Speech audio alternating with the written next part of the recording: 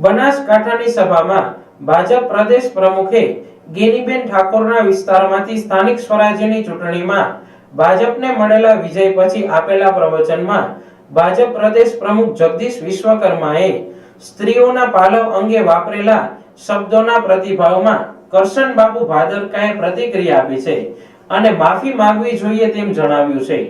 અમારી માતા બહેનોએ તમને તમારા ગઢમાંથી તમારી સીટો એ તમારા સાડીના પલ્લુમાંથી હાંચકી લીધી છે। કરશનબાબુ ભાદરકાએ એમ પણ જણાવ્યું કે આ માત્ર પાલવનું નહીં પણ સભ્ય સમાજ, સંસ્કૃતિ અને ધર્મનું અપમાન કર્યું છે। નાનું બાળક માતા સામે કાન પકડીને માફી માંગે એ રીતે જગદીશ વિશ્વકર્માએ માફી માંગવી જોઈએ। માની મમતાના મીઠા સાગરની જો કોઈ ઓળખ હોય તો એ પાલવ છે। એ પાલવનું અપમાન એ સ્ત્રીની શક્તિનું અને સ્ત્રીઓની ગરિમાનું અપમાન છે।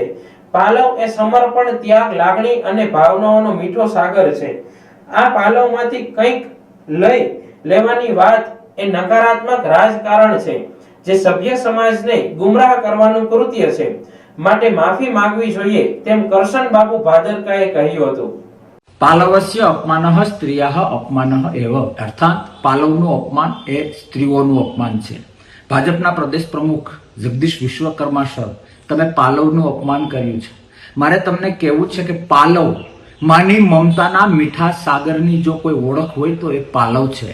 સ્ત્રી શક્તિની જો કોઈ ઓળખ હોય તો એ પાલવ છે। સભ્ય સમાજ, સંસ્કૃતિ અને આપણા ધર્મની જો કોઈ ઓળખ હોય તો એ પાલવ છે।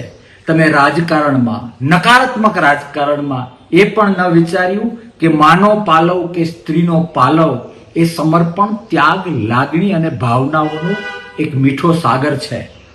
ત્યાં સમર્પણ અને ત્યાગ હોય સાહેબ, ત્યાંથી તમે કંઈક લઈ લેવાની વાત કરી। આ ક્યાંક ને ક્યાંક તમારી માનસિકતા, તમારું ઇનર સાઇડની જે કંઈ બાબતો છે એ બહાર આવી છે।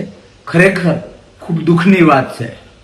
મા પાસે કાન પકડીને માફી માંગવામાં કઈ નાનપ ન હોય। તમે માત્ર પાલવ કે ગેનીબેનનું અપમાન નથી કર્યું, તમે સભ્ય સમાજ, સંસ્કૃતિ અને આપણી સાત્વિકતાનું અપમાન કર્યું છે। પાલવ શબ્દમાં માની મમતા સમજીને નાનું બાળક કાન પકડીને જેમ માની માફી માંગે, સાહેબ તમારે એ ગરિમા બતાવવાની જરૂર છે। એક સ્ત્રીની, આપણા સભ્ય સમાજની, આપણી સંસ્કૃતિની માફી માંગવાની જરૂર છે। રાજકારણ થયા કરે સાહેબ, પણ આટલી નીચલી લેવલનું જો રાજકારણ કરીશું ને તો સંસ્કૃતિ રડશે। ક્યાંક ને ક્યાંક સ્ત્રીઓની ગરિમા ઘટશે, ધર્મનું પ્રત્યક્ષ પરોક્ષ મહત્વ ઘટશે, લોકોને અયોગ્ય દિશા મળશે। એ આ પદ ઉપર બેસીને કરવું અયોગ્ય છે। જય હિન્દ, ભારત માતા કી જય।